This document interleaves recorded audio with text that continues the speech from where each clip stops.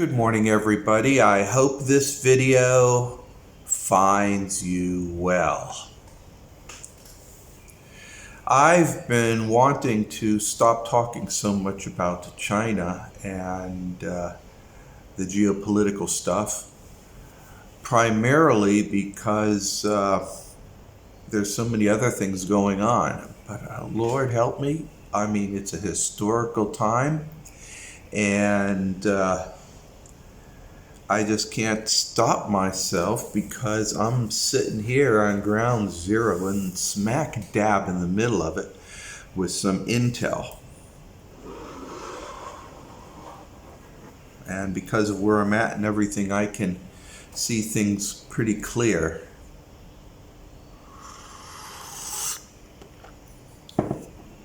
Clearer than most. Bunch of things going on right now. Bunch of them. Things that perhaps we should be talking about now, don't you think?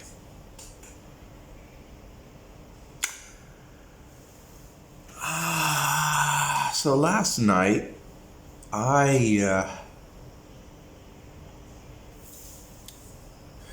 we had a nice meal. We ate some it's a Chinese version of Vietnam food with some Thai fish, had a bottle of wine, or talking, came home, took care of the kid. She's a handful, I can tell you what. But anyway, so we're doing all this, getting her ready, and I'm listening to the Duran. Now, the Duran was on. I happen to like the Duran. The Duran is in case you're not familiar with it, it's a YouTube video, or a YouTube channel of videos that has two folk, both of them whom I respect, talking about various issues. And of course, they're talking about the geopolitical issues of the day. And they ended up having Gonzalo Lira on as a guest. They've been having him on now for periodically. Gonzalo is making the alternative circles. One of the things that I really enjoy about the Duran is the fact that they're pretty much right. Aside from the fact that I agree with a lot of what they're saying, they're pretty accurate. If you compare them to, say, mainstream media, which is so saturated with propaganda and just echo chambers designed to make money, that serves no purpose. If you truly want to be informed, you just don't read CNN, you don't read the BBC. You may scour it to see for or look for any particular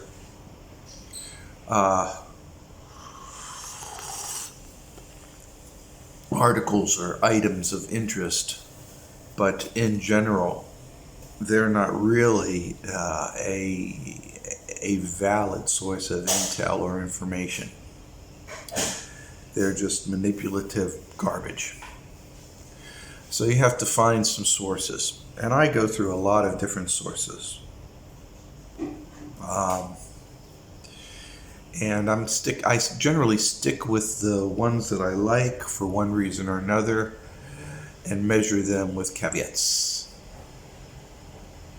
The Duran is just a bunch of knowledgeable people talking and chatting.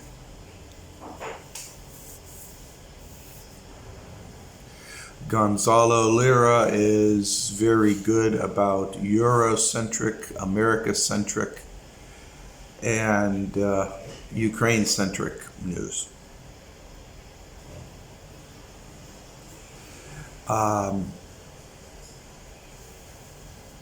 Hal Turner is a disinformation site. but it's very entertaining. Hal Turner takes information that could very well be accurate from insiders, but he's fed a nice mix of bullshit and truth. So what you have to take from information he provides, you just log it in the back of your head and realize that it's colored in a way that is very, very, that might detract from the full story. And that's how you have to go through the news these days. You have to filter things through, compare it with your own situation. And yesterday, while I'm listening to the Duran, I'm checking out my feeds, and sure enough, Hal Turner's talking about collapse of the Chinese banking industry. It's looking like it's collapsing. That's echo chamber stuff.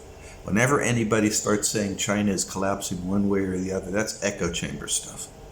That's stuff designed to give the Americans inside of America this idea. One of the idea is that China's on the verge of collapse any day now. It's been an ongoing theme for decades. But I want to talk exactly how all this puts together. So,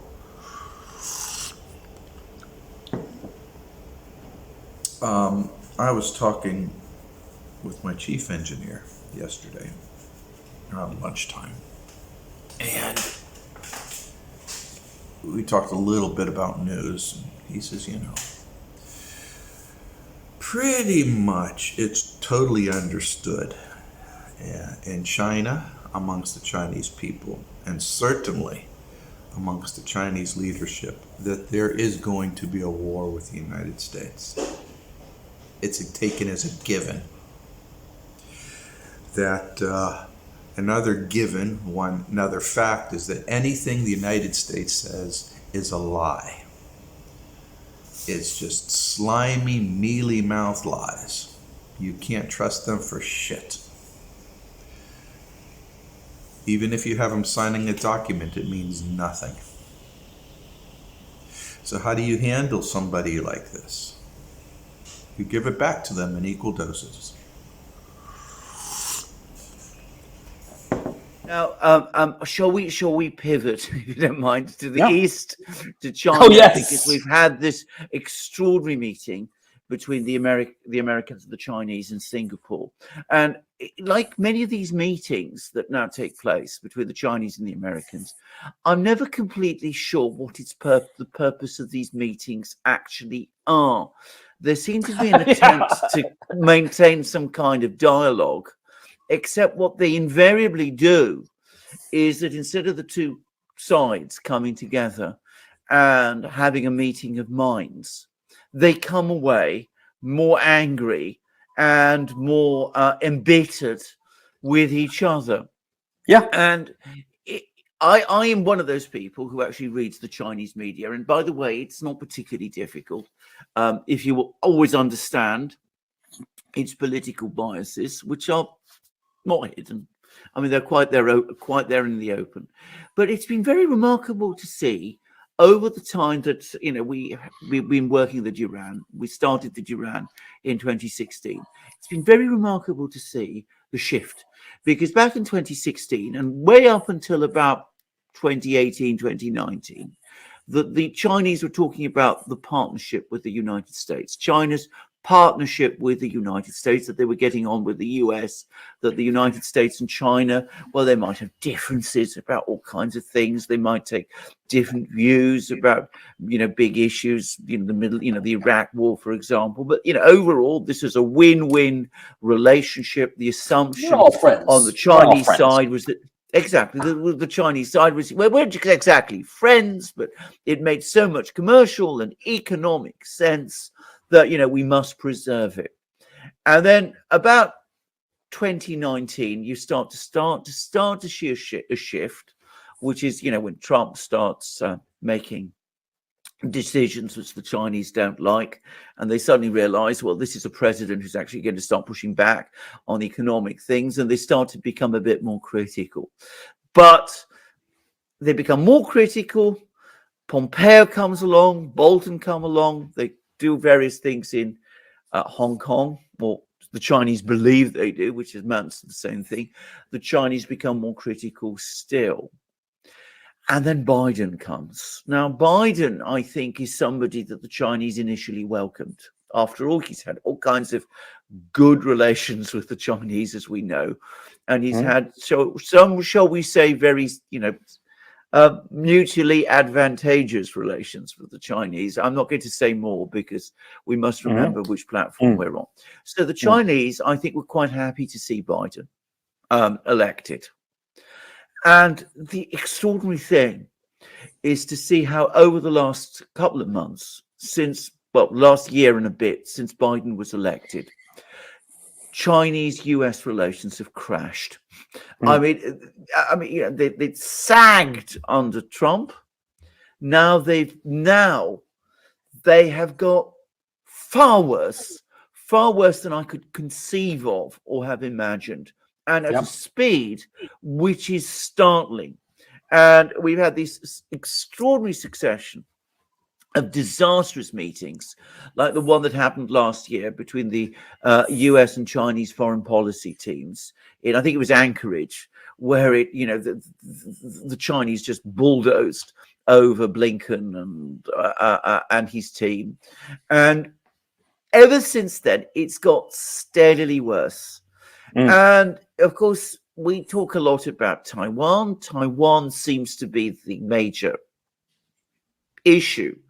I can't help but think that fundamentally there is now within the administration, from the neocon side of it, if you like, this desire to somehow push China back to China is the great adversary, even more than Russia. We must break it or contain it in some way. And one almost gets a sense sometimes of the US goading the Chinese over Taiwan. And this is so strange because the Chinese were not happy with domestic political developments in Taiwan. They don't like the current government there at all. They don't think, they don't like its moves towards independence. But they weren't going to start a war over it. And they wouldn't have done if they thought that the Americans would just leave the situation alone. But the US is not leaving it alone. It's constantly taking steps which suggest support for some kind of Taiwanese independence, and also military backing for Taiwan in the event that Taiwan gets into a confrontation with China. And that the last is something that the Chinese, of course, cannot tolerate. And there was this disastrous summit meeting in Singapore when the US and Chinese defense teams, and these people you would have thought would be the ones who would be anxious to pull things and settle things, they meet. And from what I can see, it ended in rather strong words exchanged, but with the Americans going away, saying that the Chinese weren't taking a particularly strong line on Taiwan. They weren't saying anything new about Taiwan. And of course, that comes out publicly. And the Chinese are furious. And they're going around saying this isn't a fair representation of what happened in Singapore at all. And the reality is that we're giving the Americans one warning after another about Taiwan. So it's very strange that we have these meetings. Each meeting cumulatively is making the situation worse. And I worry that just as we had a war in Ukraine, which is supposed to lead to a sanctions attack on Russia, which is expected to lead to the collapse of the Russian government and Putin's regime and all of that, I worry that the same kind of agenda is being followed with China. And I think it's wrong. I don't think China would buckle at all in that kind of way. And I think that we are absolutely in no position to have that kind of massive second front, which, by the way, would then be the main front that a confrontation with America between the US and China would involve. But there's nothing like enough discussion about this. The Europeans are blind. They're following again where the neocons in the US are leading them. And it seems to me that by the day, meeting after meeting, you can almost see the steps towards a crisis growing. Yeah. My thinking is that, we're having a repeat of Ukraine in over Taiwan. It's the exact same thing, where they keep goading the dominant power in the region over this. I mean no disrespect to either the Taiwanese people or the Ukrainian people, but these trivial countries that are within the scope, the sphere of influence of these dominant regional powers. I mean, whatever you think of Russia, whatever you think of China, they are the dominant regional powers in their respective spheres. To goad them is pointless. Now, the Americans did it with Ukraine. Here we are. The Americans are doing it with Taiwan. Soon enough, we're going to be at the exact same place where we are here, where China goes forward and invades Taiwan. Perhaps not really wanting to, but I read this morning, by the way, some moves that the Xi regime is doing to basically declare certain moves and certain concentration of troops that they are carrying out, that they are non-military. Like they issued a decree talking about the military being used for non-military policing purposes.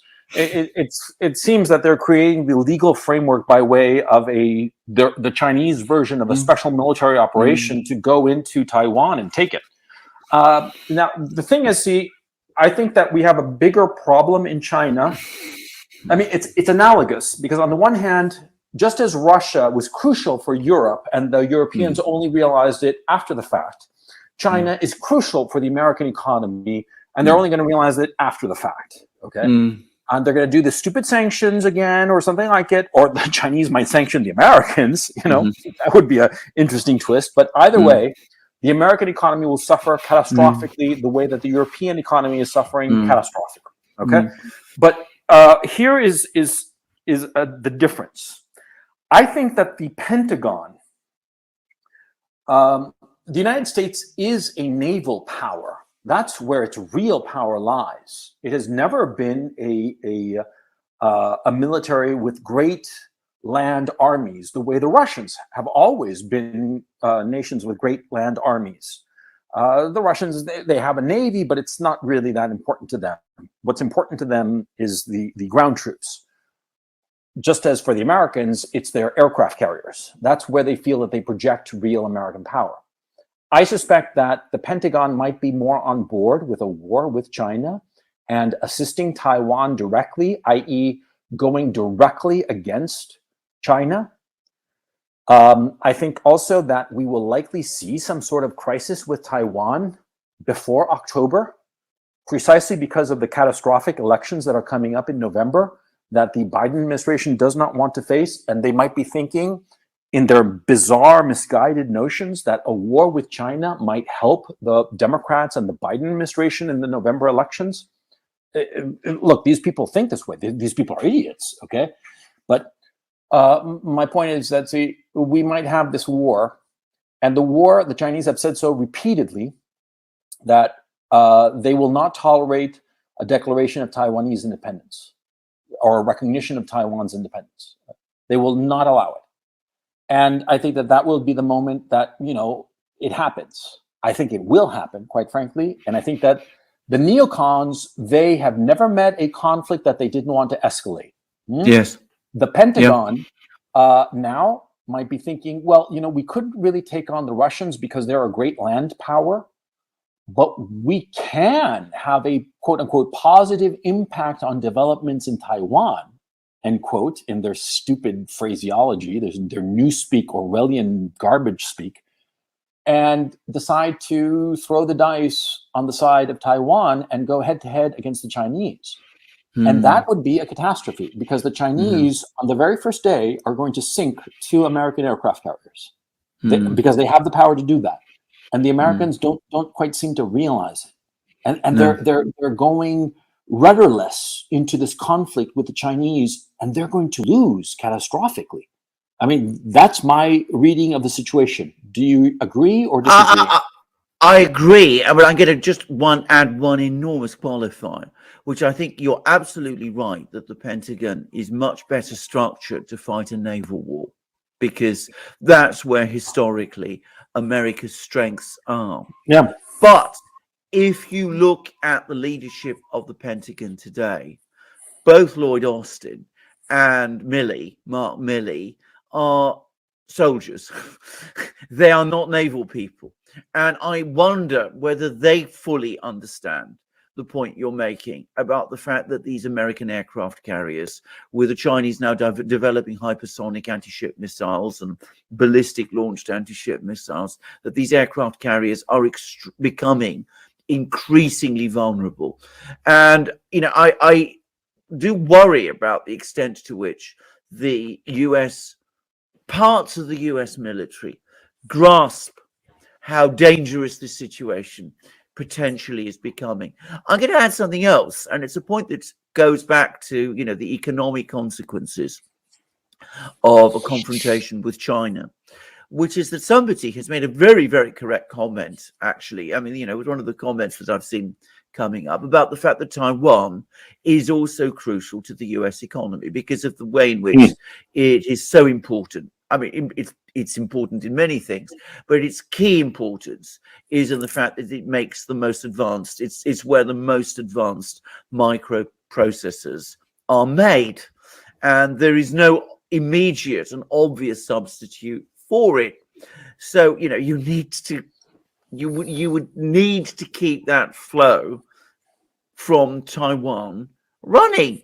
Now, the point is that just, again, doesn't seem to be understood, that a war potentially could massively disrupt the US electronics industry at this time. And that is very much a feature of neocon thinking. Now, for my students, because, well, it's what we do now here on the Duran, I read a lot of neocon literature. I have to. The one thing that I always find astonishing about them is that they never look at economics. They never discuss them. They never really grasp supply chain issues, logistics, the way industries interrelate with each other. We talked at the start of the program about not thinking these things through. The problem with the neocons is that there is this sublime belief they seem to have in unlimited US power, that the US can simply will something and it will happen. And that therefore you don't need to worry about resources. All you need to worry is about what's in the US interests and, you know, the usual, we're going to use a rude word, but the usual things about values and whatever it is that the neocons love to cloak their various plans under. And I don't think they've grasped that, you know, if there was a conflict with China, yes, the Chinese economy would suffer severe knocks, but so would that of the US. And, you know, the Chinese, they've got the Russians behind them. The Russians will provide them with oil, with coal, with all those things eventually. I mean, you know, they no doubt have problems, but they get by. The US is looking in less good shape, really, to adapt quickly to that kind of crisis. I know there's some people who won't agree, but that's how it looks to me again. So I don't think the neocons ever understand this, that there are limits to what the US can do. There are limits to what any power, great power, is able to do. Imperial Rome found that it had limits too. And so does the United States. It's not something to be embarrassed or ashamed of. It's the reality. It's a little bit the mentality of small children who have grown up with well-to-do parents, and they don't quite recognize the limits of their parents' financial resources. They think that those resources are limitless and that they can spend them in an irresponsible way, and that somehow magically they'll be all solved. That's what it reminds me of, quite frankly. I don't know if that metaphor.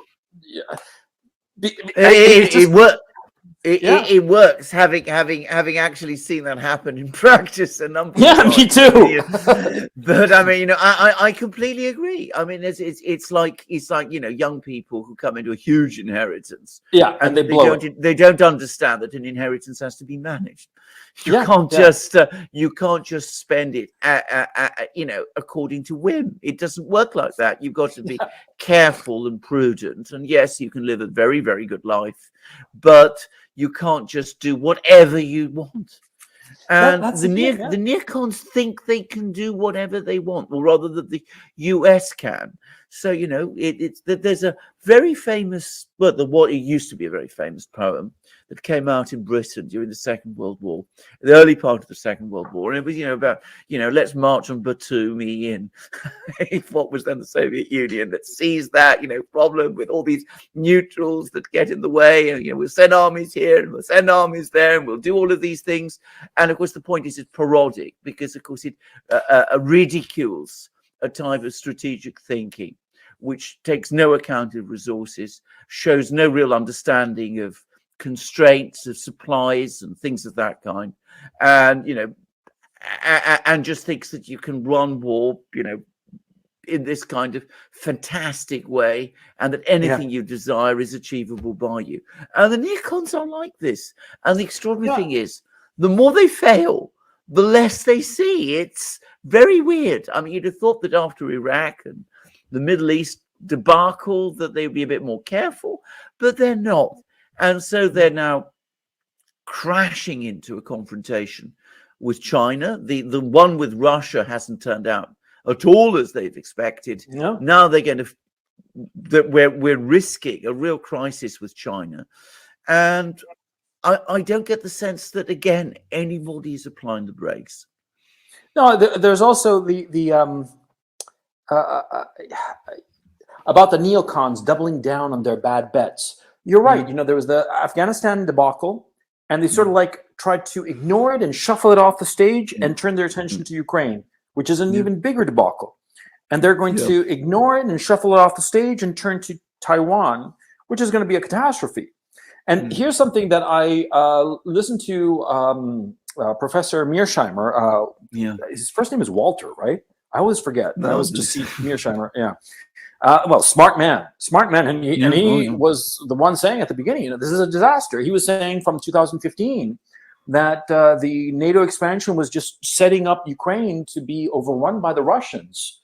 I mean, he basically laid out everything that we have seen over the last 100 days or so.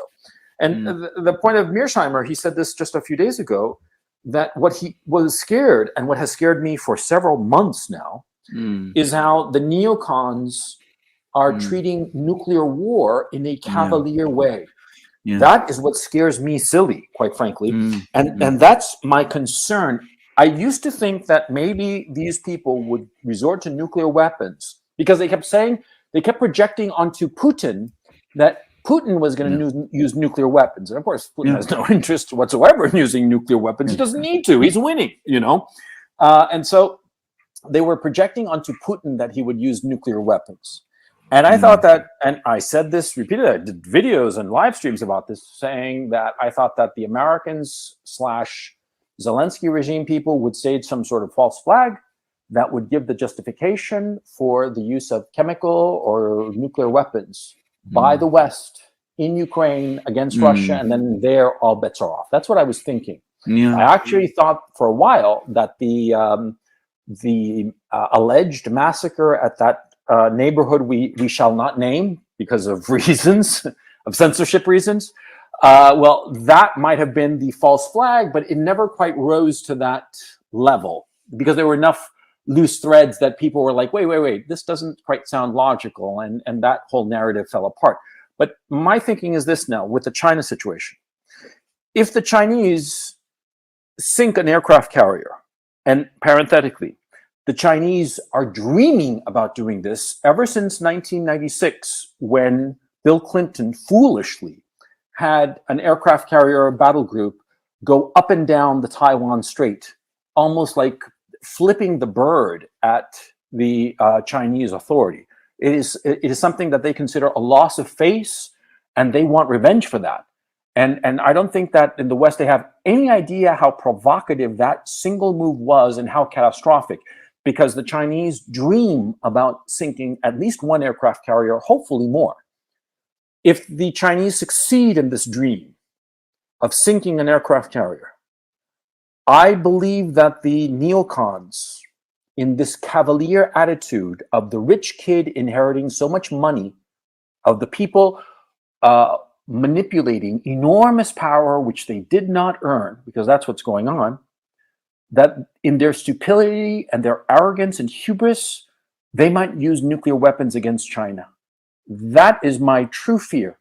I thought that this might happen during the Ukraine-Russia conflict, but now as we are starting to see the straightaway in this global conflict, and I know that this sounds crazy, but crazy stuff has happened in the last 2 years. I mean, if you were to go back to the end of 2019, could you imagine what has happened so far? No. I do believe that the American neocon regime will resort to nuclear weapons if a U.S. aircraft carrier is sunk. That is my enormous fear. Well, I have to say I share your fear. I hope it doesn't come to that. I don't know how strong, whether that hope may be misplaced. And coming back to the person that you mentioned earlier, Radek Sikorski, who is of course married, I believe I'm right, that he's married to Anne Applebaum, who is one of the prominent. Yes, the most crazy lady. I mean, that lady flies around on a broomstick, as far as I'm concerned. Yeah, indeed. Well, I mean, talking about giving Ukraine nuclear weapons. I mean, how anybody could talk about such a thing, it is incredibly disturbing. I have to say, I would be more worried about the US doing something utterly reckless, which is, I don't want to put any ideas in anybody's head, but giving nuclear weapons itself to third parties, like Sikorski suggested with Ukraine,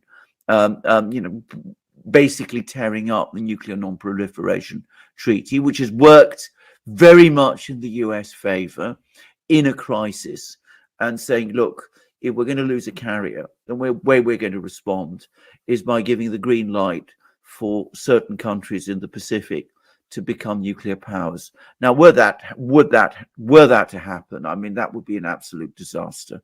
That would be a catastrophe. Excuse me, Alexander, do you think that they would give the nuclear weapons as a deterrent or to actively use?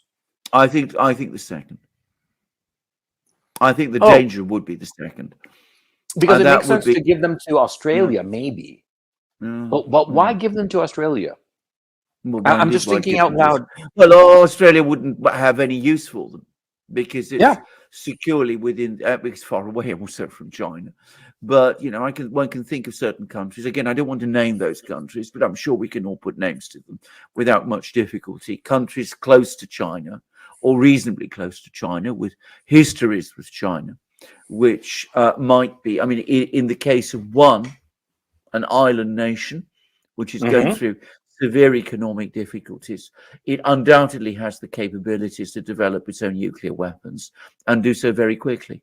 So, that's one possible, and that's one possibility, that you could just give them the green light to do it.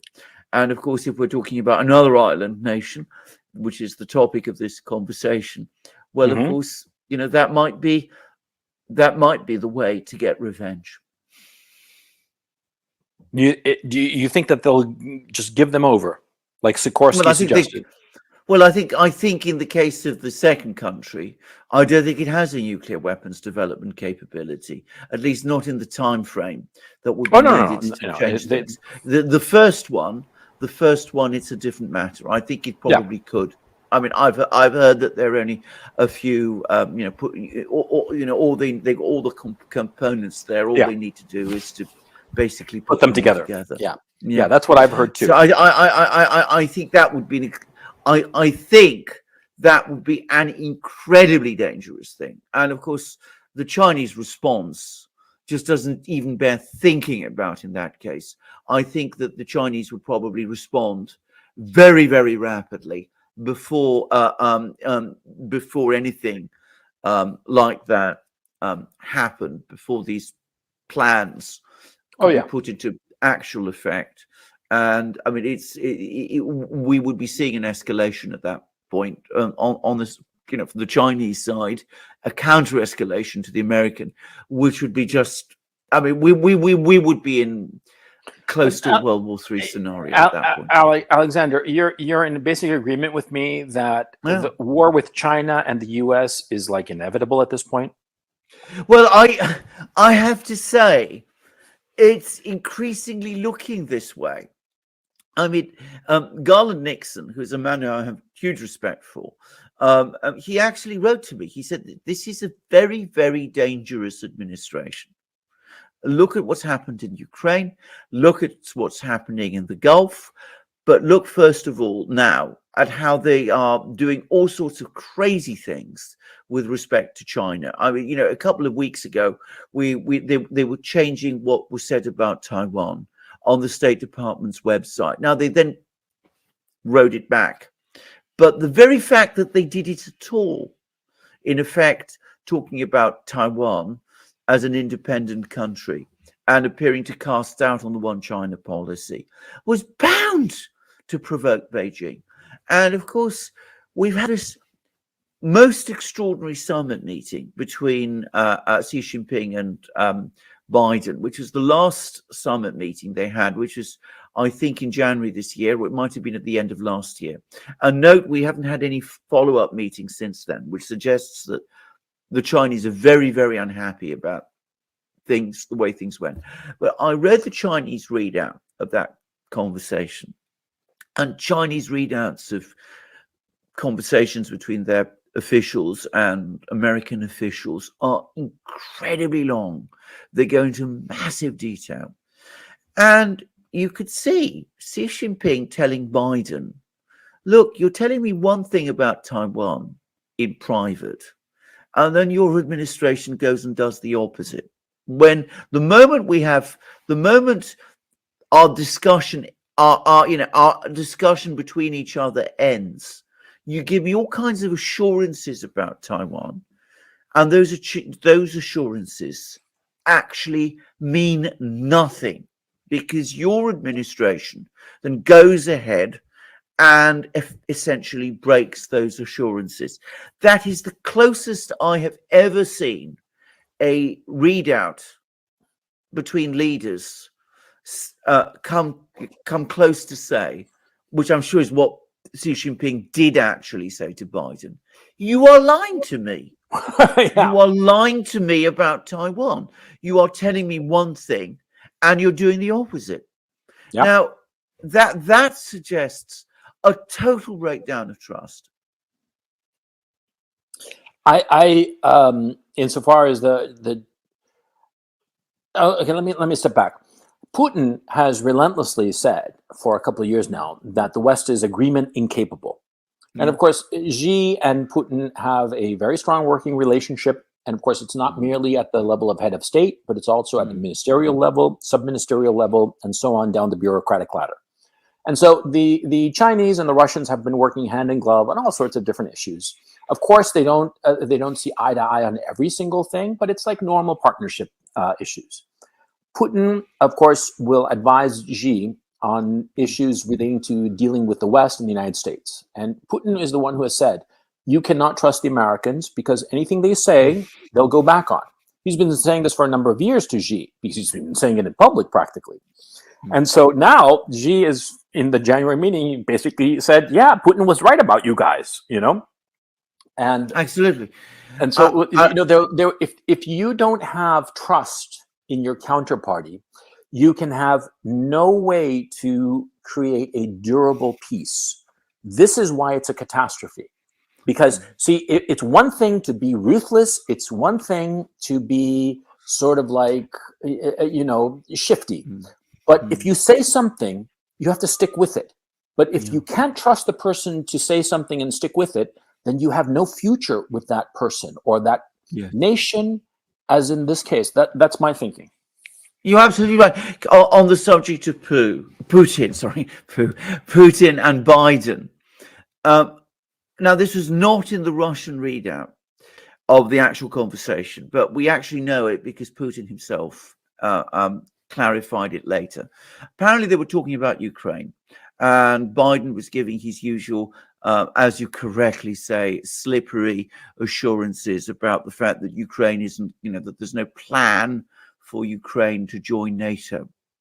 And then apparently Putin said, when you tell me that you have no plan for Ukraine to join NATO, but you refuse to say that Ukraine will not join NATO, the only conclusion I can draw is that Ukraine is going to join NATO, and you know it.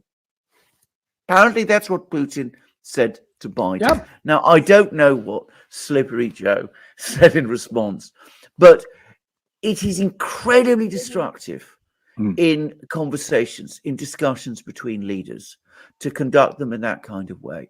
It would have been actually much better over Ukraine for the United States to have been straightforward about what its intentions with Ukraine were. And the same, by the way, to a great extent is true about Taiwan.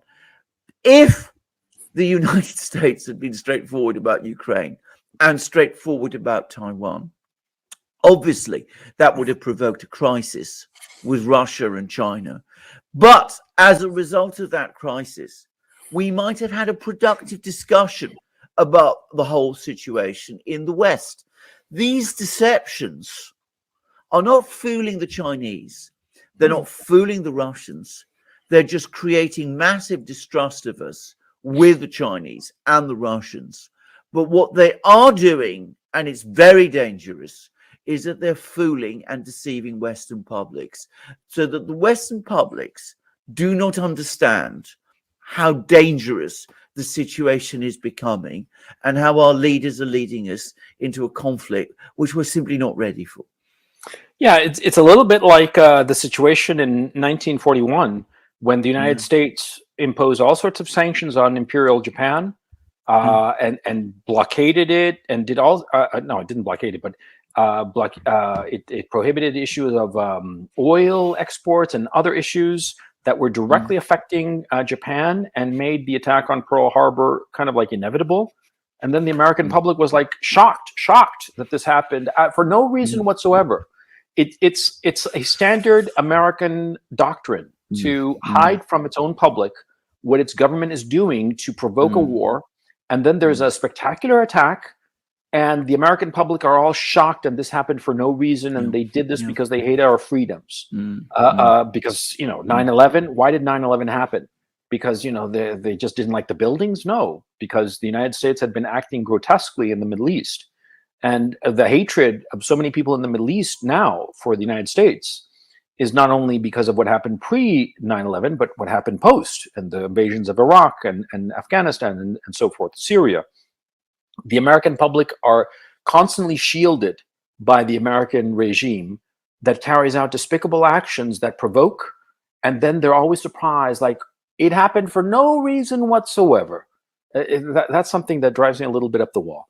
But oh, by the way, there was some comment saying, that maybe to solve inflation, the dollar should be pegged to the ruble. I thought that was very witty. and maybe a good idea. Might even be a good idea. Might be what will happen eventually. Given how things are turning out.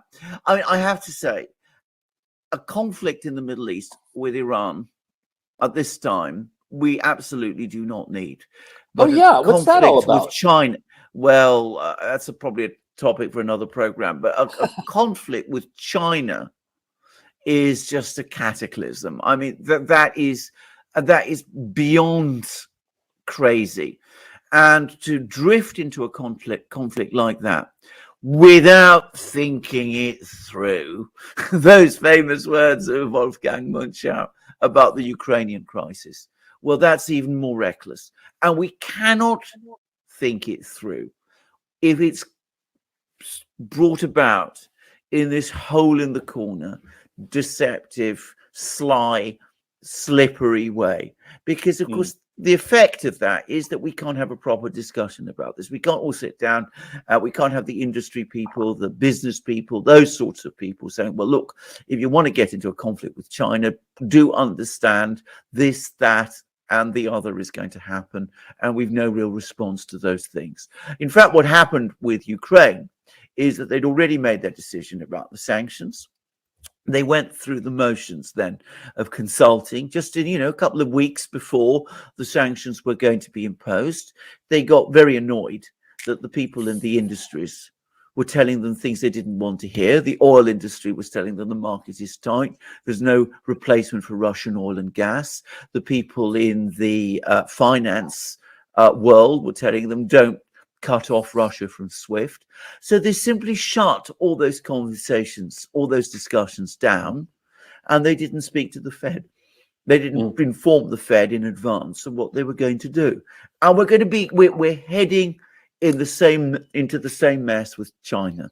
And again, I will always say this: Trump had a policy with China. He wanted to push back on China's manufacturing exports. He wanted to essentially restart a process of reindustrialization within the United States. He felt also that the Chinese had taken advantage, and to some extent they had. And, I don't even criticize the Chinese for doing that. Why should they not take advantage when the opportunities are provided to them to do so?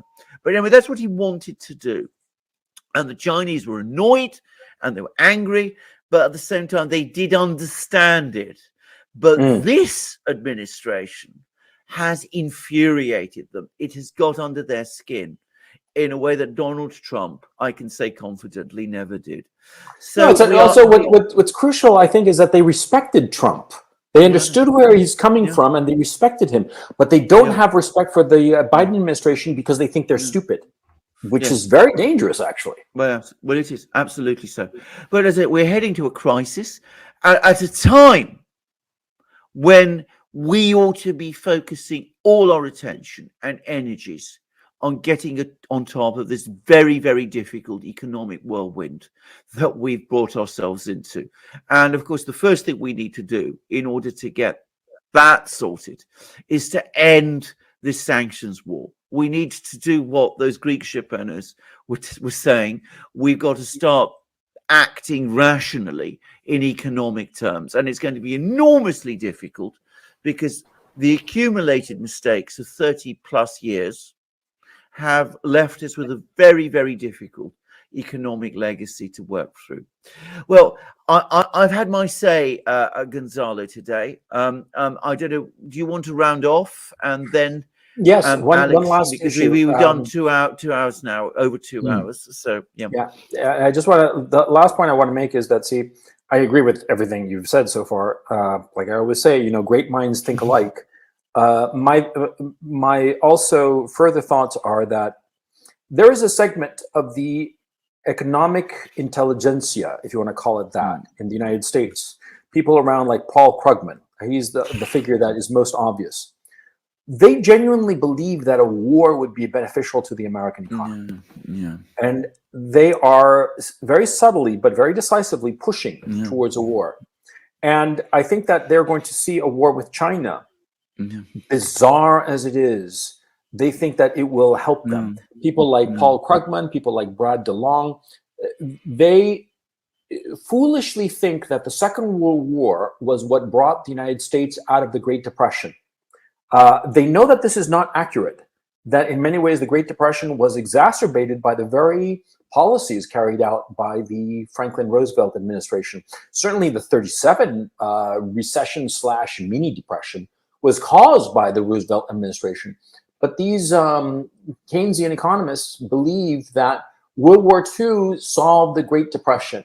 And so maybe a good big war would be good for the American economy, which is insane on a moral level. I mean, you're talking about going to war in order to become richer as a country. What the hell is the matter with you? At least, insofar as a republic is concerned. But it's the wrong lesson to take from the Second World War. But that's the lesson these people have, and that's why I think that they might be, from the academic Yeah. economist side, they are goading for a big war to solve all the Yeah. problems. Absolutely. Well, I mean, Krugman, in my opinion, has been one of the most disastrous economic advisors, if I could put it I like think he's that. evil. We see. I mean, he's. Once upon a time, in another universe long ago, he was actually a real economist. I mean, he's now become, as far as I can see, a shill, and he was a Yeah. shill for money printing. He said, he was somebody who said, inflation was never going to take off. There was never any problems with unlimited QE. He wanted all those things. He's got them. It's all going wrong. But of course, it's somebody else's fault. Yeah. The Republicans are to blame. And, let's start a war with China and that will solve all our problems. And I'm afraid you're right. I mean, one of the problems with this administration is that it follows too much. It's far too much under the spell of a certain type of economist. And Krugman is only one example of this. There's a whole gaggle of them, especially in the US. You find fewer of them in Britain. And I'm afraid they've had a very, very damaging influence because they've essentially forgotten many of the very simple, basic things about how economies ought to be run. I mean, the running an economy is not an easy thing at all, ever. But you've got to always understand that, budgets need ultimately to balance. You can't just print money until forever. You can't do these sort of things that these people did. It's the same mistake as the neocons make at a geopolitical level. These economists do at an economic level.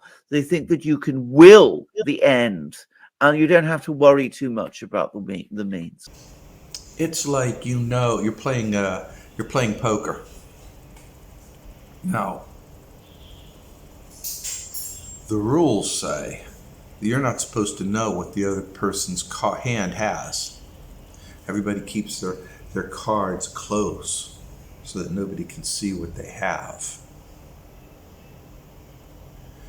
But America is transparent, completely transparent. It's the nose on my face. You can see what they're doing. There's no question at all whatsoever on what's going on. They have created this complete system. They're going to suppress China. They're going to do all this stuff. And it's healthy competition. Oh, fuck people. Come on. And they're going to justify it with rah, rah, rah, democracy, freedom, liberty, blah, blah, blah, blah, blah. Yeah, it's all that kind of stuff. That's all just a narrative to feed the ignorant within their bubble chambers. And the thing is, the whole thing about the United States is that it's being run lock, stock, and barrel by a bunch of neocons. They are insane fanatics. And they all are inside a bubble chamber. They are all themselves in a bubble chamber. And people like Hal Turner, Fox News, MSN, CNN, they're listening to all this stuff and they're having these ideas. And these ideas are dangerous. One of the ideas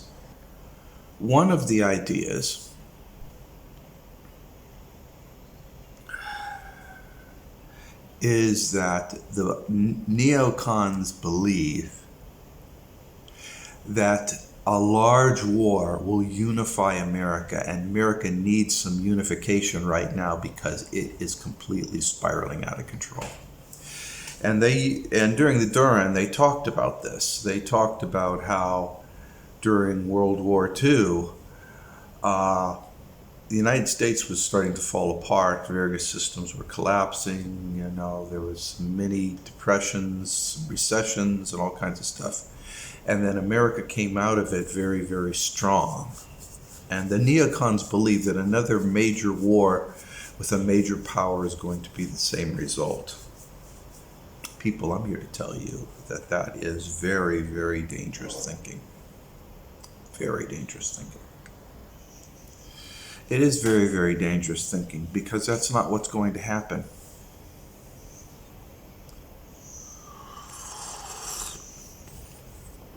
America is not isolated and protected by two oceans anymore. China and Russia are working together. China has the ability to go right through any of America's missiles or any missile defense systems with its hypervelocity missiles, and there's no protection. China is a nuclear nation. And so in the discussion on the Duran, they said, well, it's pretty darn given that the United States is going to lose one or two carriers. And they think that the American neocons will, of course, say, well, we're just going to hit back with a nuke and teach them. And there will be a quick escalation. And they said something very quickly within a short period of time, which I completely agree with, is that this is obvious. This is an obvious escalation of events. And because it's so obvious that the Chinese know what to do before that happens. You deal with the Chinese, they're not going to, there's a point in time where it's no longer tit for tat. It's no longer tit for tat, okay? It's all out war. When China went ahead and told these leaders, okay, Taiwan is part of China. We're tired of you fucking around with it. If you do anything, you cross any of our lines, if you violate anything, we are going to go to war with you. Now, when China says something like that, those are harsh, harsh words. That's not rhetoric. A lot of people in the United States can't get through the difference between rhetoric and fact. You're talking to people who don't use rhetoric. They don't use rhetoric in China. They say, I'm hungry, I'm going to eat this beef. They don't say, yeah, beef smells good, and the other day, I had pork. They don't go through rhetoric. They say, I like beef, I'm having beef. When they said they're going to have a war, they're not saying, well, we'll have an escalation and we'll do some shooting over in the South Pacific Sea. No, they say there's going to be a war. If you don't understand what China means when it says there's going to be a war, you need to read some history about Genghis Khan. Genghis Khan's descendants. Look at a map of where Genghis Khan's empire existed. It's all of China, just about all of China. No, Genghis, of course, came out from the Mongolia regions. People tend to mistake, well, the Khan Empire is from Mongolia. No. One of the first territories it took over was China. And the Chinese have become inbred and part of the Genghis Khan's hordes. They were the ones that developed the siege engines. They were the ones that developed the supply chain. They were the ones who established relationships with the other cities. It was the Chinese. And Chinese have maintained that role throughout the centuries. You're not dealing with China people. You're dealing with Genghis Khan's descendants. And this issue of Taiwan is super duper emotional for them. You may want to believe it's an independent nation and all this other kind of stuff. I have 1.6 billion people who say otherwise. How many people do you believe that in the United States? 1 million? 2 million? 3? You know the difference between 1 million and 1 billion people?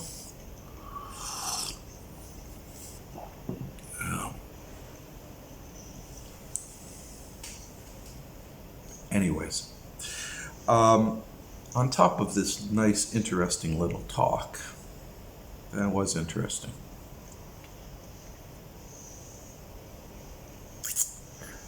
is this news here from Hal Turner. And Hal Turner's talking about how it appears like the beginning of a complete bank collapse in China. Really? Look up. Oh, nope, it's raining. No bank collapse. He's saying the Bank of China. He's calling it the People's Bank of China. The PBOC. There's no PBOC. It's BOC. BOC. I've been a member of Bank of China now over 25 years. No, before that.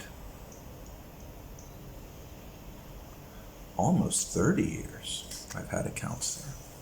In one of my banks. I got a branch right down here. So, of course, I'm reading this, and of course, we know the bank manager quite well. So, of course, we could have picked up the phone and asked, but, it's just down the street, and I have other things and chores to run. So I walk on down, go in there, I'll pop in and say hi, and I ask about this, and I actually showed you on my cell phone, hey, look at this, what's going on here? And she says, this is just a regional thing that hasn't affected anything else. It has to do with some local accounts. And that's the way it works. It's what I suspected. Okay, I'm not gonna lie about it. I expected that to be the case, but it was nice to hear it.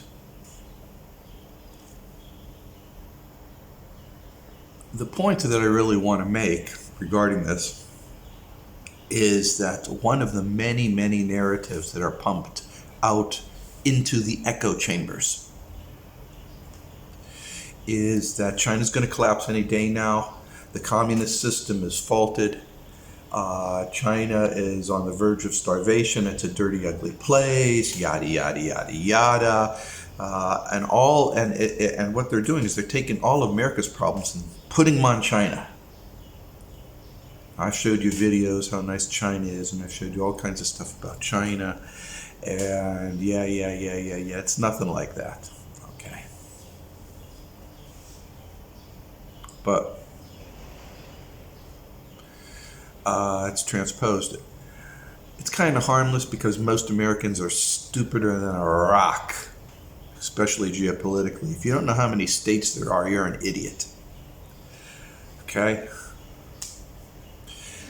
If you don't know the name of your president, for God's sakes, you're a moron. Anyways, so the trouble with these echo chambers is that the people who are leading the United States right now, the neocons, are in these echo chambers, and they believe them. They believe them. Yeah, they believe this stuff. So in their minds, they're seeing a couple of needs. They need the Biden administration needs to have a win prior to November elections, as if this stuff matters. It's a uniparty, guys. There's no political differences at all. Tell me about all the different plans that Biden has implemented after Trump. He didn't. He implemented the same programs. It's not going to make a hill of difference, but that's the narrative right now. That war has to happen, a win has to happen, and there will be a big win somehow that will make America wave their flags and say, we're united.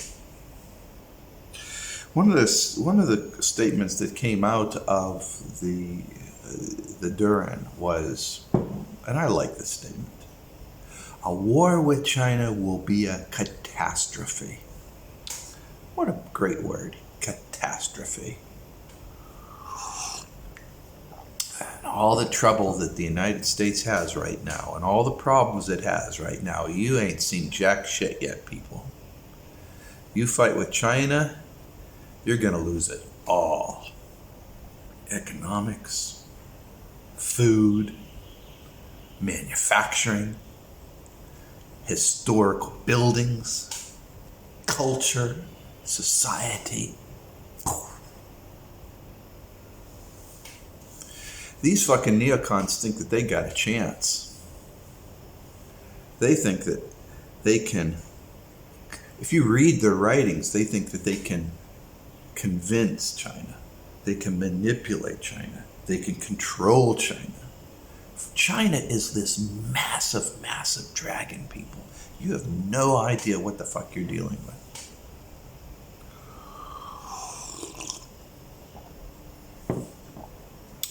Simultaneously to all this, China has laid out rules for non-military use of the military forces, in areas like policing, roadblocks, supportive structures in ports and airports. Now, China has done this ever since I've known China. There's an emergency, the military is used. During coronavirus, they're all manning roadblocks and everything. This is part of what China is. You take your resources and use them as you see fit. What's different in this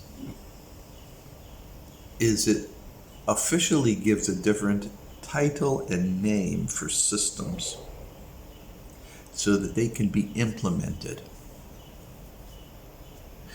And the implementation time for this executive order is very short, which means that this stuff has been in play for some time and it's now just becoming official. And that's the way it works in China, They do things over long spans of time, and then when it's ready to implement, that's when you see it.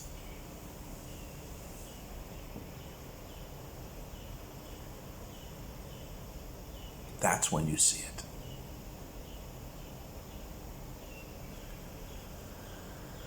I have a lot of videos that show, how everybody in China is military trained and first grade on and all kinds of stuff like that. And how China is a merit-driven nation and how the United States is a collapsed fiasco.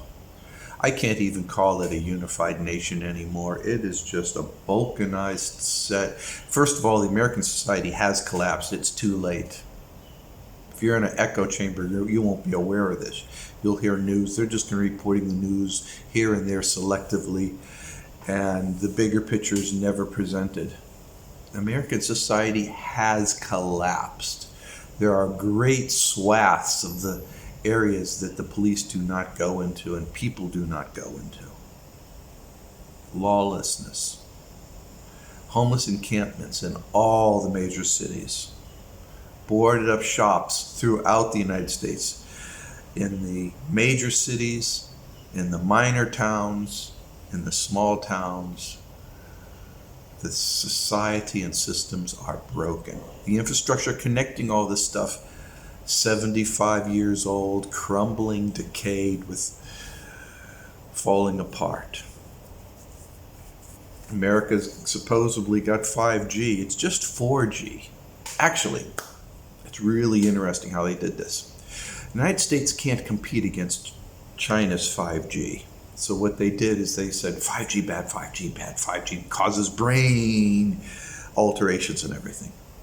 Then as soon as they have a product that says, okay, we have 5G, then they stop that. But it's funny, you know what they did to get 5G in America? They redefined the bandwidth of 4G. They made the 4G bandwidth smaller. Then they went over and they said 5G goes down into this range. Oh, look, we got the technology for 5G.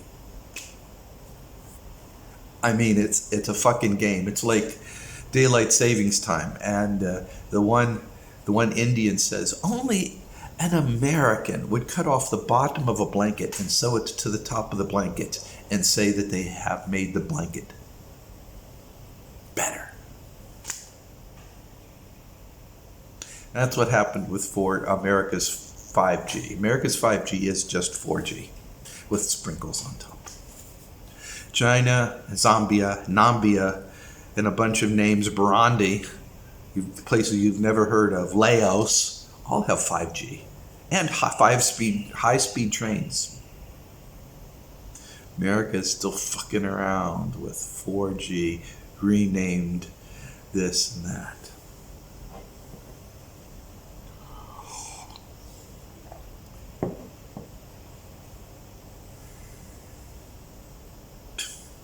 Crazy.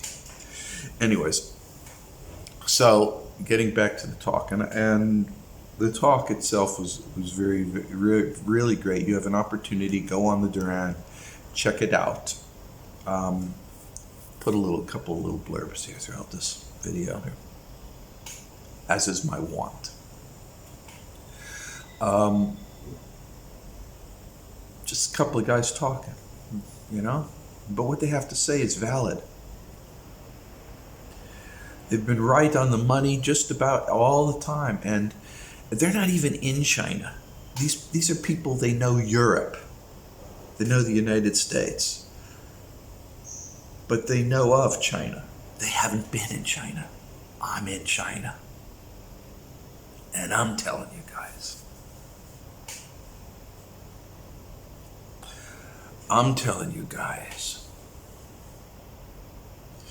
China looks like a cute little panda bear. You have no idea how emotional Chinese are regarding Taiwan.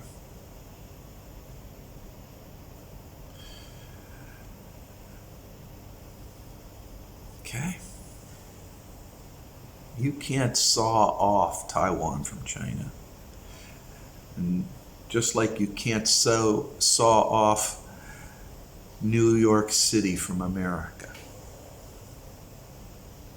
You try to do so, and China will fucking start the war to end all wars.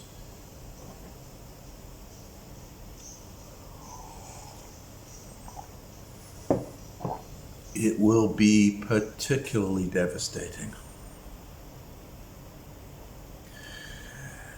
You might have 6,000 nuclear weapons in the United States, and an unknown number. People are saying 300 in China. Nobody knows how many nuclear weapons China has. All that matters is its delivery systems. If China has enough delivery systems, America doesn't have the kinds of delivery systems China has. China will fucking ream the United States militarily, economically. I think these neocons are completely clueless. It's like Blinken going over to Korea and telling them, well, stop trading with China, we'll just trade with you directly. Not realizing that all the Korean factories are inside of China. And China can just go, that's it. They're my factories now. Bye-bye. It's not just Taiwan IC chips. And by the way, talking about this Taiwan IC chips, that's where America's military gets most of its IC chips, is from Taiwan. But if you look at the global percentage of the chips that are made, out of Taiwan is just a small percentage. All these gadgets you get for Germany, for Korea, for Japan, all these gizmos and gadgets, they're made out of chips made in mainland China, not out of Taiwan.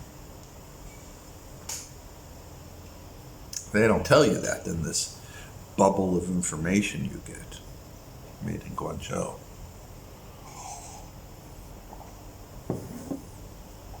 Funky, huh?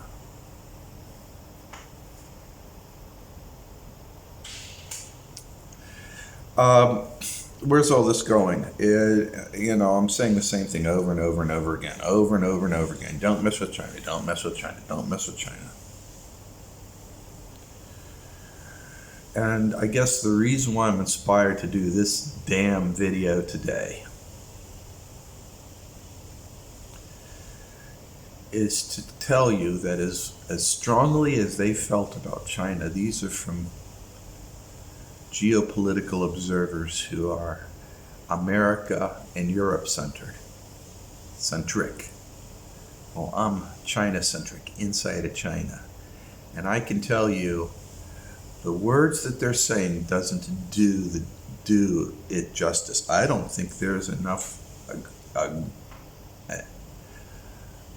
a strong enough vocabulary to describe what the goddamn Pandora's box of evil is going to open up. America might lose one or two carriers. Fucking America is going to lose all carriers. China is going to negate the American military and will set it back centuries. And that's just for starters. That's the cake that you just lick the icing off on the side. I haven't even talked about the knife that goes into the cake.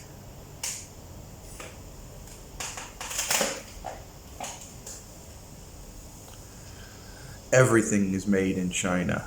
Yeah, but we got plants in Mexico and, we got things made in Vietnam. Yeah, they're all made in China and assembled in Mexico. Made and assembled in Vietnam. I know, I'm in that business. You think you're making things in Vietnam and Indonesia?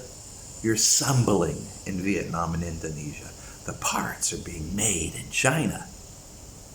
Yeah, but we got things going on in Mexico. Yeah? And where are they getting their IC chips from? Colombia? Venezuela? Mexico? And what about that steel? Well, we get our steel for our cars from Mexico. We completely divorced from China. Okay, great. Where you get your alloys from? Well, we don't need alloys. We can make it without alloys. Yeah? Yeah, really? Seriously? Have you seen aluminum without an alloy? You can go like this. You need alloys.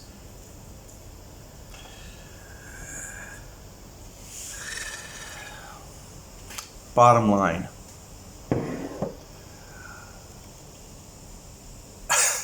Fuck. Bottom line.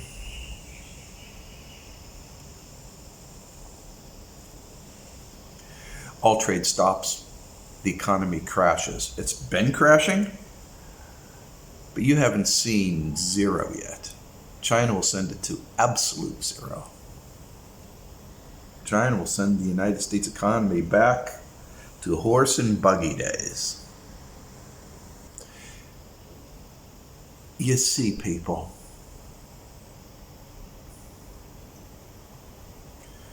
the neocons, they don't think.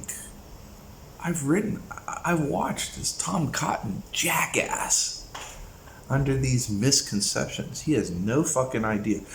These people, and one thing I like about the Duran is that they describe how these people got in positions of power. And I really like their analogy. They're saying these are just the rich kids that always had the unlimited bank accounts, that when they got into trouble, their fathers always bailed them out of. These are the kids that don't know consequence. They don't understanding how hard it was to get these levers of power. They don't understand the value of what they have. And so they're being trivial to it. They're saying, there's an emergency, we need to have a war, boom, we can do all this stuff.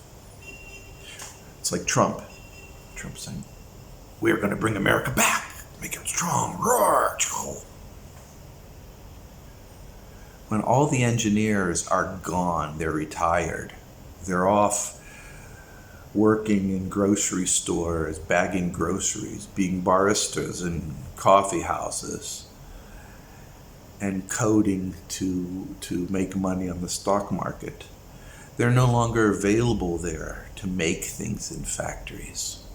And then to have the workers assemble things, the workers who, has been living off welfare most of their lives. How are they going to learn to adjust to a rough and arduous and tediously boring assembly process? It's going to be hard to train them. And to get the building, sure, you can set up a building, a prefab building without too much effort. Who's going to make the machines that make all these gizmos? Because most of them are made in China. And if you think that you can go over and say, well, there's an old factory down the street, we can just, revitalize it and bring it up. Have you gone to these factories? Have you seen what they look like? 20 years of disuse makes them junk. They just can't be turned back on, guys.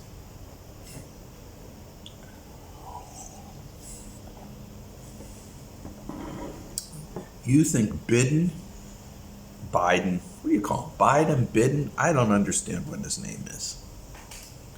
Worse, I thought it would be impossible to get worse. But yeah. And so now I'm looking at every 2 years, it's going to be incrementally worse. No matter what you do, it is just going to be a race car to hell. And people are talking in terms of this year, and on the Duran, say before October. I hope nothing happens.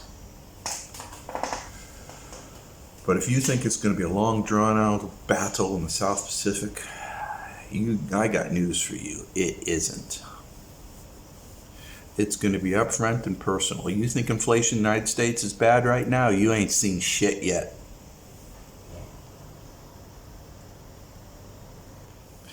So, let's summarize this instead of me just going on and on and on, ranting and raving. Just make some key points here. Point number one is that neocons are in control of the American government. Point number two is neocons are not conservative in any way, shape, or form. They are fanatical, warmongering fascists that are racist. Number three, many of them believe that a World War III that'll destroy the world is a good thing because it'll bring in Jesus Christ to separate the good from the bad. Almost all of them, number four,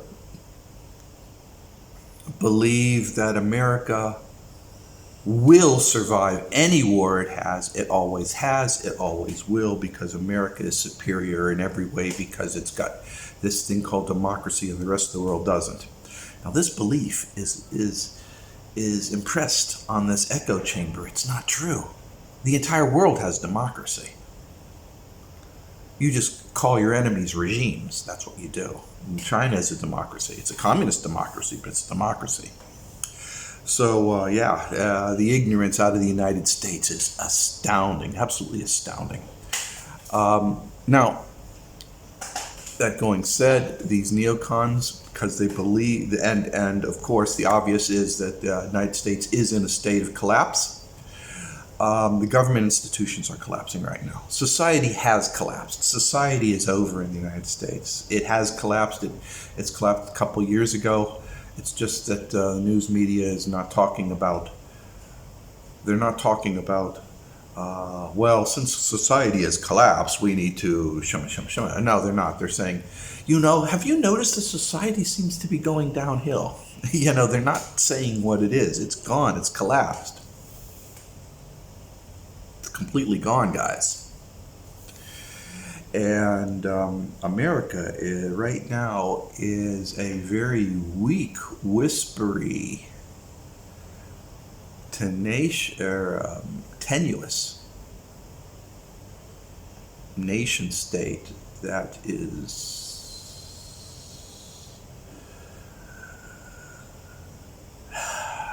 a shadow of what used to be. It's like a 5-year-old kid that you give a fully loaded gun to. Okay? They have no idea. They have no idea what's going on. And China's a fucking dragon, guys. Fire-breathing, armor-plated dragon with claws and flies.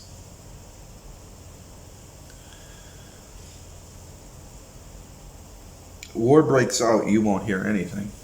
News will not be reporting anything. You will not hear that a carrier was sunk until after it occurred.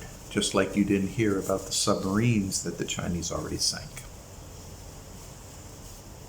Oh, yeah, America needs to pick up that missing F-35 in the South Pacific Sea, you know, the one that, you know, the pilot ejected from, right? Sure. Believe whatever you want, guys. All these massive submersible ships went down there to recover this plane. Not a submarine, of course.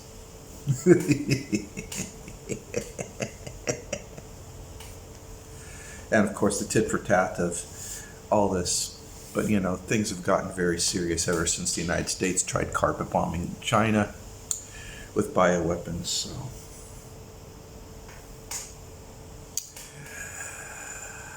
and as they said in the Duran, what Bill Clinton did with moving that aircraft carrier up and down that Taiwan Strait, I don't think anybody has any idea how much righteous anger Chinese has right now. Just to remind everybody, remember Korean War? You don't see too many Korean War movies, do you? That's because America suffered a horrific defeat. That was the once and only time where America fought the Chinese and America lost. And America was super strong at that time. And China was super weak.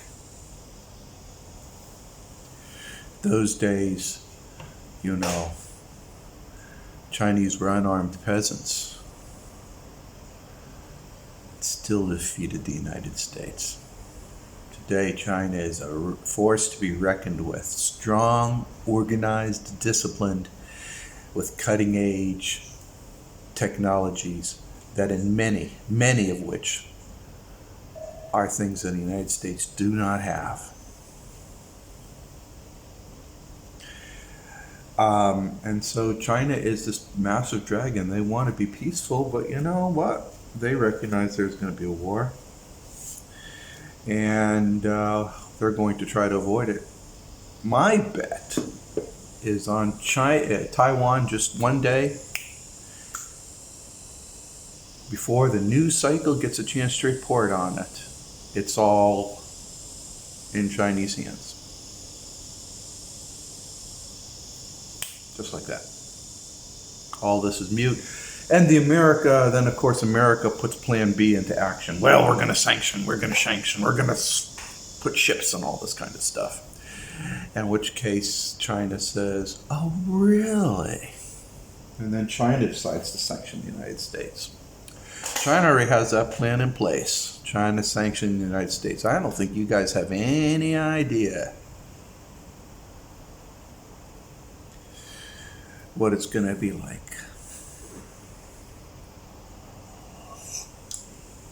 Sure, things are fine right now. You get on the internet and you connect to servers, right? And you connect to Wi-Fi systems. They're going to break down. Who's going to make the replacement Wi-Fi? Who's going to make the replacement server? Your computer goes down. Where are you going to go? You're going to buy a new computer? You're not going to be able to, people.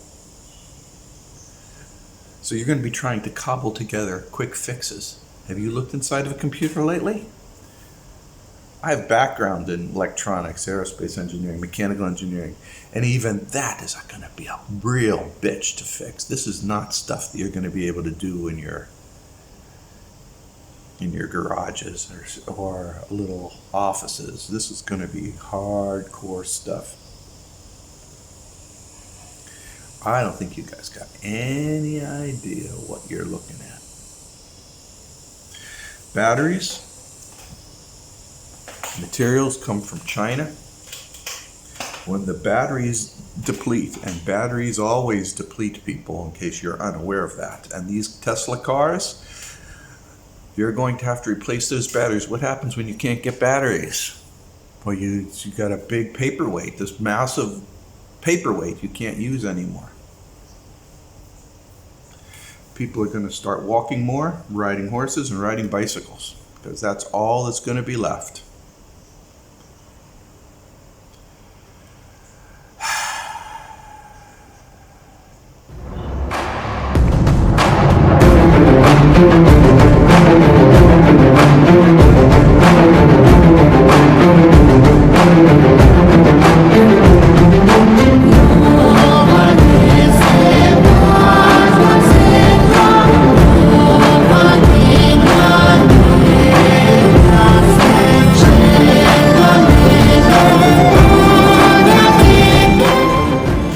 In this video, I ranted on and on and on about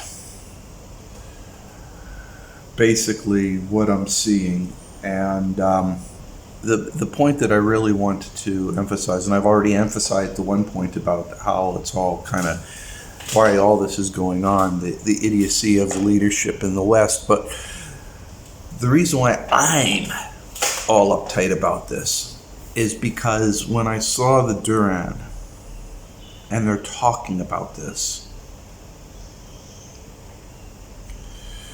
what upset me so much is that not only are they right, but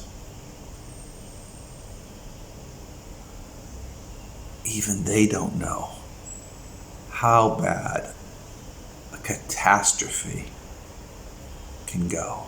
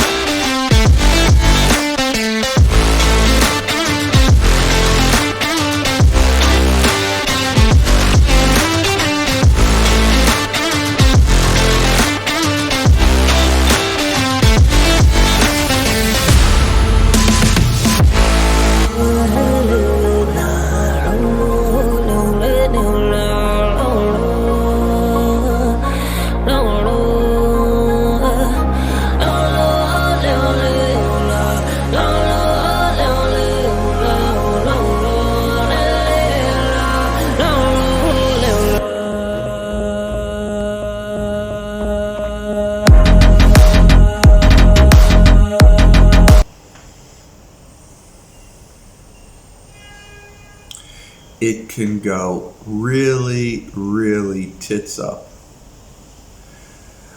To your ear, you feel that sound? That's revolution you hear. Welcome to the greatest battle of all time. Just officially been targeted by our own kind. The time has arrived, now we're sounding the alarm. Hands up, grab your loved ones, get everybody on. Prime all the triggers and try to remain calm as we gather all the weapons and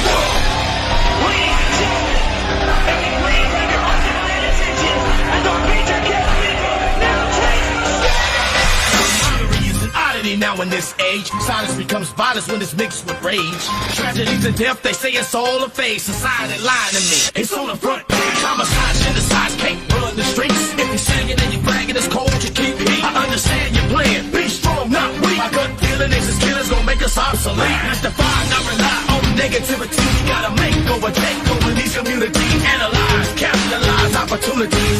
Speaking of change, ain't strange, it all starts with me and you. So what you gonna do? Close your eyes and glide to your life is through. You got work to do. We gonna start know how by saying these words right here, right now. This is our world, our streets, our war, our lives. This is what we fight for. Our choice to make the wrong things right with our voice. We bring change to the night. This is our world, our streets, our war, our lives. This is what we fight for. Our choice. We're the voice of the globe. Turn up the volume so everybody knows this is our world.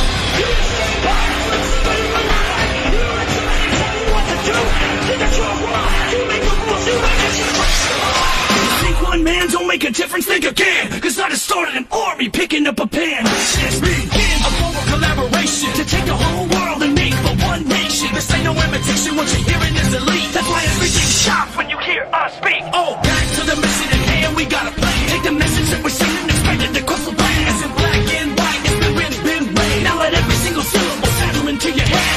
So it resonates from your mind to your feet. Believe the earthquake from stopping this beat. As if you're hearing this right now, the battle's been won. It's spreading, my friend, the takeover has begun. This is our world, our streets, our war, our lives. This is what we fight for. Our choice to make the wrong things right with our voice. We bring change to the night. This is our world, our streets, our war, our lives. This is what we fight for. Our choice. We're the voice of the globe. Turn up the volume so everybody knows. This is our world, our streets, our war, our lives. This is what we fight for. Our choice to make the wrong things right with our voice. We bring change to the night. This is our world, our streets, our war, our lives. This is what we fight for. Our choice. We're the voice of the globe. Turn up the volume so everybody knows. This is our world, our streets, our war, our lives. This is what we fight for. Our choice to make the wrong things right with our voice.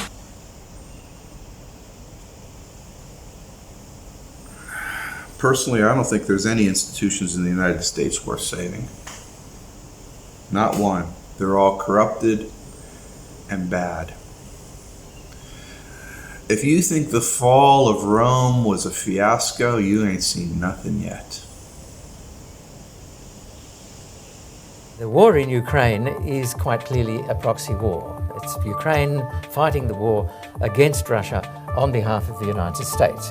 And Congressman Adam Schiff last week said, the United States aids Ukraine and its people so that we can fight Russia over there and that we don't have to fight Russia over here. We just have to change a couple of words. The United States is aiding Australia so that Australia can fight China over there, so that we, the US, do not have to fight China over here. The strategy of denial is to ensure that mainland United States and all United States military assets are not drawn into direct military conflict with China. They will fight the war indirectly using proxies. That is their stated policy.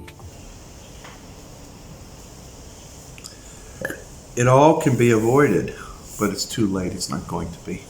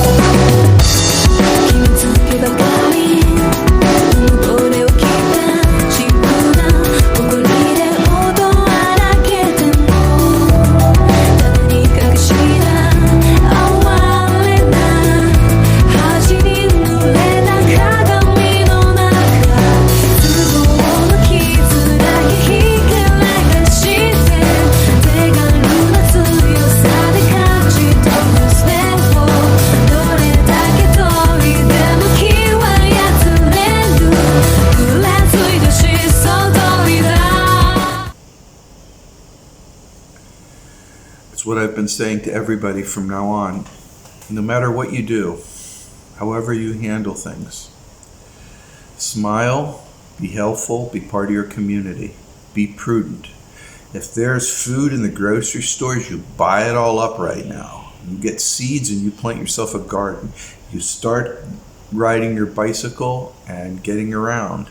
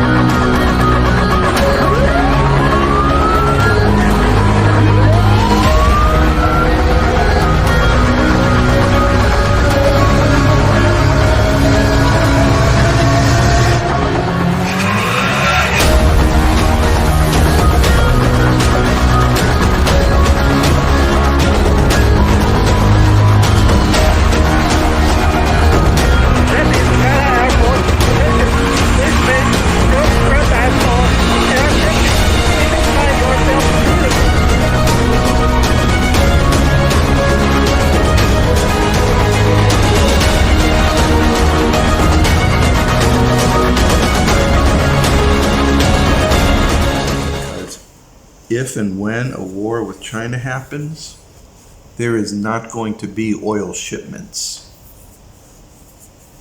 There will not be any product shipments. America will be isolated and alone to deal with whatever problems it has. And no, it's not a very, very pretty picture. But if any of you think that you can go flying into China and plink away while China just helplessly runs from rock to building, boy, oh boy, are you fucking deluded.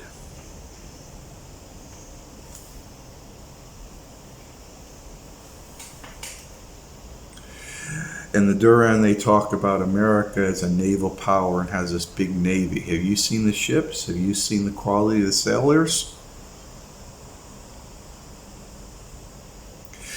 I know the latest Top Gun Maverick's out and it supposedly inspired so many people, you know. I don't think you guys got any clue what the fuck you're dealing with, just like you don't have any clue what you're fucking dealing with Russia.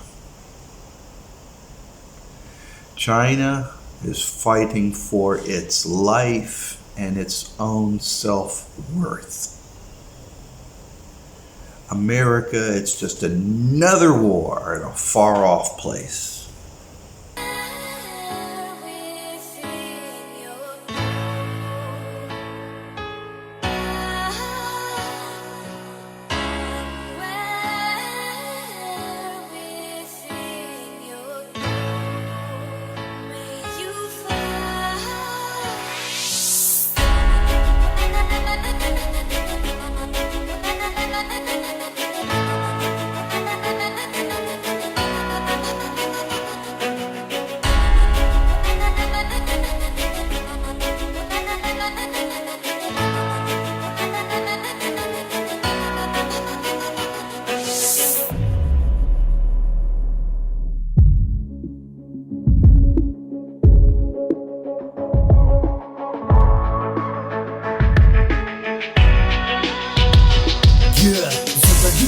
زندگی و بخشی دارم زندگی غم و چقدر خوشی دارم در زندگی فکر نکن که تنهاستی چون مسلمان هستی و با خداستی وقتی نداشتی شهرت کسی نیست دقیقی کل میبینم سر معترف ایسید نگاهی که تو را سعی میکنه کلش قاتل است حرفای دشمن باش نکن کلش باطل است اما دی میگه که ما مثل توستم در وقت خرابتم من در پشت توستم او از کلش برک سردردی پشت قسیمف خوشکو هیچ وقت نگردی وقتی نداشتی شهرت کسی نیست دقیقی کل میبینم سر معترف ایسید سر بلند باش که فردا روز نو است باش که صبر قلبت آوازش بلند است Du kennst jeden Tag immer wieder aufs Neue. Fragt sich, wann bin ich da in der Welt meiner Träume? Fragt sich, wo führt er hin? Der Weg, den ich gehe. Du solltest nicht mehr zögern, deinen Weg einfach gehen.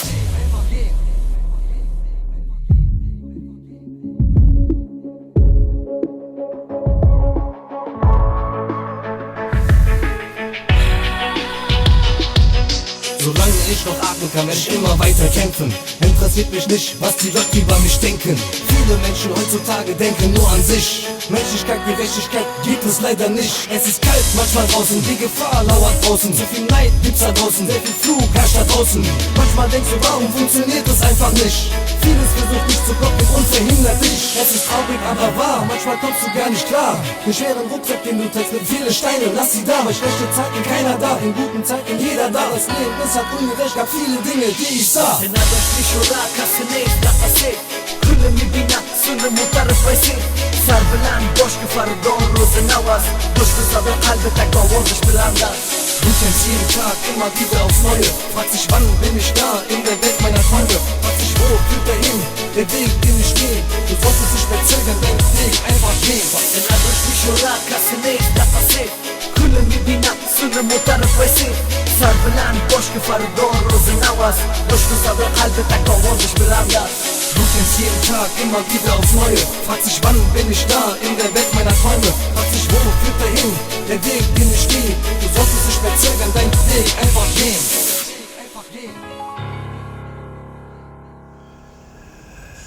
This one's gonna come home. Deep down, personal, and it's gonna hurt bad.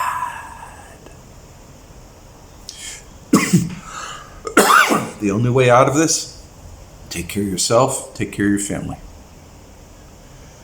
Work to each other, help each other, make the world a better place around you. You can't control the idiots running the country. Don't try. One day you're screaming and laughing loud. The next day you're so cold. One day you're here, one day you're there. One day you care, you're so unfair. Something from your gut till you wanna go. Holy grail.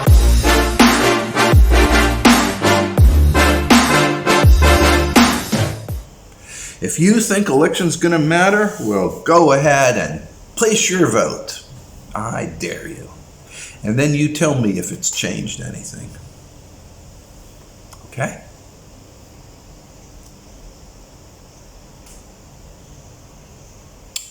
Okay. And at that, people, please remember to do your best. Smile. Be kind to kitty cats and dogs. Be the best you can be.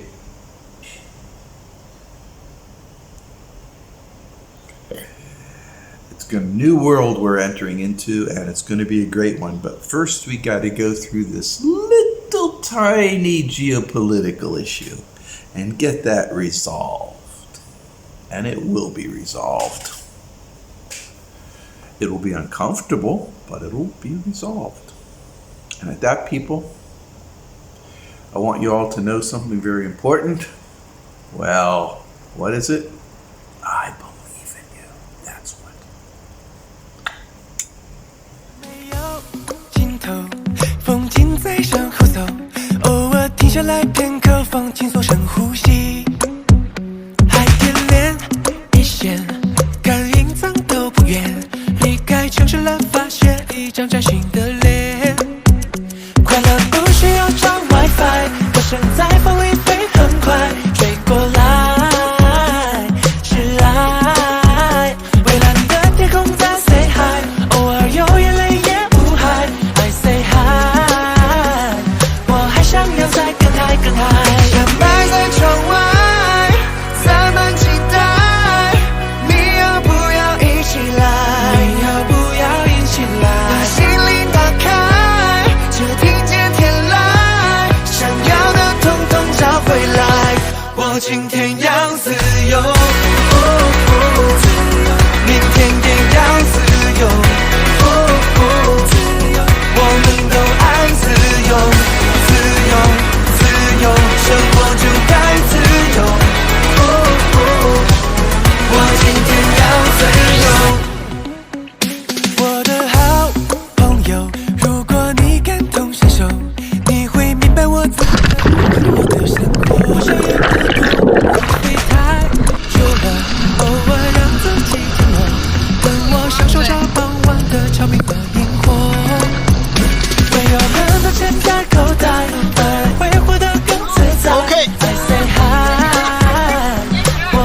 要再更嗨更嗨。阳摆在窗外，咱们期待，你要不要一起来？要不要一起来？滑的挺好啊。就迎接天来，想要的统统找回来。今天要自由，明天也要自由。我们都爱自由，自由，自由，生活就该自由。阳摆在窗外，咱们期待，你要不要一起来？心里打开，迎接天来，想要的统统找回来。我今天要自由，明天也要自由。我们都爱自由，自由，自由，生活就该自由。我今天要自由，明天也要自由。我们都爱自由，自由，自由，生活就该自由。我今天要自由。来抖音极速版看视频领现金。